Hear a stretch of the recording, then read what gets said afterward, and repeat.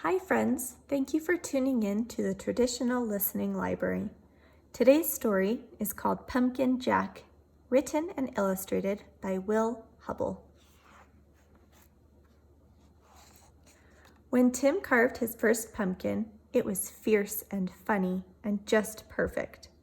A jack-o'-lantern this good deserved a name, so Tim gave it one, Jack. Long after the best trick-or-treat candy was eaten, Tim still kept Jack. At night, when a candle made Jack's face dance on the wall and filled the dark with warm pumpkin smells, Tim felt Jack was almost magic. Yet, too soon, the spell was broken.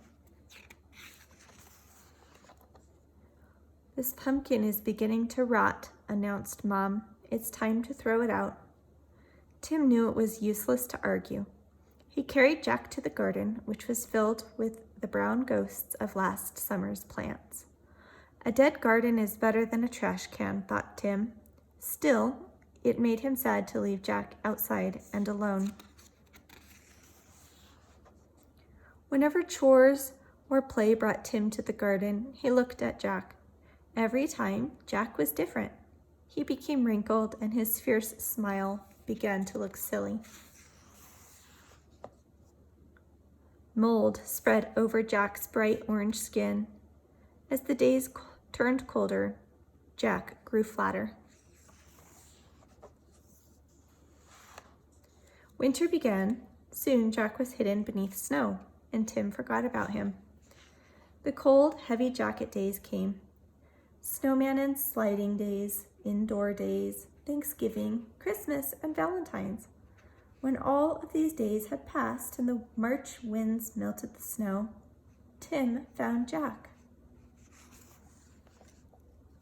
There wasn't much left, just a faded and crumpled pumpkin skin, a stem, and a few seeds. Jack's Halloween magic was a distant memory now. Tim scraped a thin blanket of earth over the last bits of his pumpkin. "Goodbye, Jack," he whispered. When spring turned barefoot warm, a tiny sprout appeared where Jack had been. Tim found it and guessed what it was. In the days that followed, Tim weeded and watered and watched the sprout. Slowly and steadily, the plant changed and grew. It branched and spread a web of vines all over the ground, but no pumpkins had appeared. The days turned hot. Flowers opened on the plant each morning, yellow stars that twisted shut forever in the afternoon. Still, there were no pumpkins. Finally, Tim found a little green ball growing behind a crumpled blossom. A pumpkin! Tim let out a whoop and ran to show his mom. By August, the plant had spilled onto the lawn. Tim's favorite game became pumpkin hunting. He carefully waded among the leaves, searching for green pumpkins like hidden treasures. School began again and the days cooled. Tim had less time to visit the garden. When he did, the pumpkin plant seemed tired. There were few new leaves, and the old tattered ones no longer hid the fat green pumpkins. Then, one October morning, Tim woke to see frost coating the garden. The frozen plants seemed changed to pale blue glass. After school, Tim discovered what the frost had done.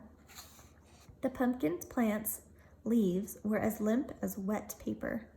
It was dying. Tim searched among the withered leaves for the unripe pumpkins. He picked them and put them on the front porch, hoping for one more change. By Halloween, the pumpkins had ripened to bright orange. There were many, for the plant had been generous. Tim was generous too. He gave away all but one. From jack-o'-lantern to seed to pumpkin again, the circle was almost complete. Now it was time for Tim to do his part. He gave his pumpkin a face. It smiled at him in a fierce and funny way. Tim smiled too and said, "Welcome back, Jack." Thank you for watching. See you next time.